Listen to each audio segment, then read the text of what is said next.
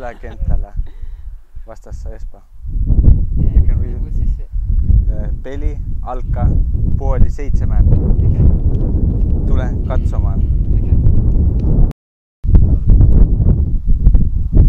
Pelattiin Espoo vastaan, voitettiin 3-0.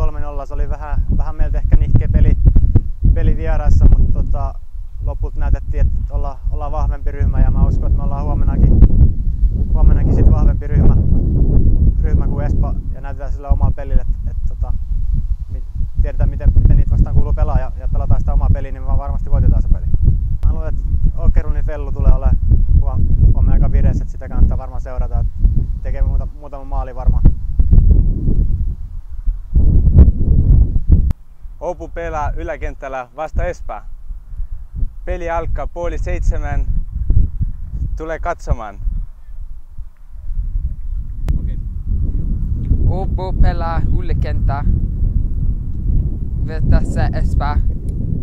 Peli alkaa 6:30. Tule katsomaan.